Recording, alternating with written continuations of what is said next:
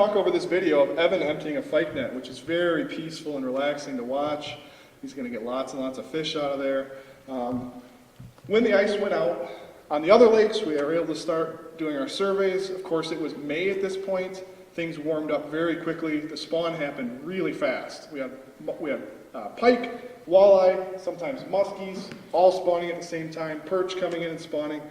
Things were just going really, really quickly. But because of that, we did very well in our surveys. We caught lots of fish because everything was happening in a pretty short window, and if we could be there, we could catch them. So this is Whitefish Lake. This video goes on for 3 minutes of him just taking walleyes out of there, one after another. And these are big walleyes, too. These are mostly stockfish. That was one of the themes of our spring, is seeing fairly good returns on stockfish in places like Whitefish Lake. Radisson flowage was another one. We've seen good survival of stockfish and big shiitake. We were on teal and lost land. We're seeing some walleye out there. So we have a number of lakes in this area that even though the walleye aren't recruiting, we're still able to create some really nice fish through that stocking program. And then we have some lakes where the stocking, unfortunately, doesn't work as well. So I don't know if we're going to watch this whole video. Let's keep that net that Evan was emptying in the previous video. That was right at that same location, and we caught a little muskie. We tagged him, and we knew it was a boy. 2 weeks later, we came back and did this shocking survey. And as we came around the corner, almost in that exact same location, this girl was paired up with that boy getting ready to spawn. He'd waited 2 weeks for her to show up, and then we came and ruined their date. But we let them go. They were fine. They were able to get back to their business. So. All right, one more, Scott. We do a lot of surveys here in the Hayward area. We take on a pretty ambitious schedule every year. We take on extra projects. We really push ourselves. I give my crew a ton of credit for that because they are always willing to, go that extra night of shocking, set those extra nets. So Scott and Evan are fantastic.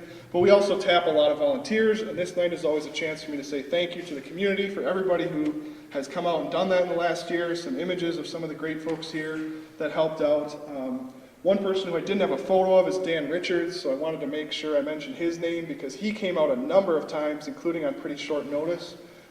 So if you're interested in volunteering and I don't already have your name on file, this is the first time you've been to one of these meetings, on the bottom of your sheet there was a chance to leave your name, and I'll get you on my list and we'll try to get you out. We want to get as many people out as we can. So it's a fun thing for us and people learn from it, so we'll keep doing it and we keep getting great help. Go ahead, Scott. Transition from spring into summer here. And in summer we do one of my favorite days of the whole year, which is our survey of the Namakagon River trout population. This is one that brings together a bunch of groups. So we've got Trout Unlimited, we've got Conservation Congress, including some of the youth delegates, we've got Park Service and DNR. And we shock a mile of the river and we get a lot of these big, beautiful brown trout. One more for me, Scott. And after we've gone a mile and we've got all these trout, we can plot it out and you can kind of see what that population looks like. And trout are really nice because they break out by the year classes, especially when they're young. You can see that first big peak that's about 3 to 5 inches long. Those are not even a year old yet. They're what we call young of year. So they were born in the winter of 2017-18. The next little hump is our 1-year-olds. And then our 2s and our 3s kind of start to bleed together. And maybe there's a few 4s out there, but there's not a whole lot of trout older than that right now. And the reason for that is we lost a huge chunk of our population. One more, Scott. When we had some really harsh winters in 2013-14. That's tough on stream-dwelling trout. And that's a nasty environment to have to live in when there's ice chunks bouncing around and you have to survive a really long, protracted winter. The good news is we've been able to kind of steadily climb back to the point where trout fishing is pretty darn good again.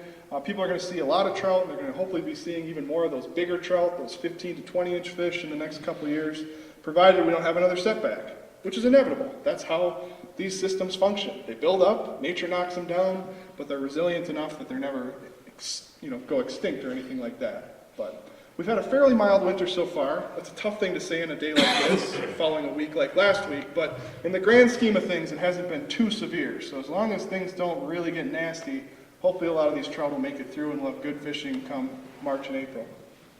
All right. I bet you didn't think you were going to see a bulldozer in the Fisheries talk. Go ahead, Scott. So, I'll explain what we're doing here. We're on the chip of flowage in a clear cut with a bulldozer that our forestry team is driving, creating fishing trails. This is something that we've heard from people in the community that You know, Hayward is great if you have a boat. There are unlimited fishing options if you have a boat.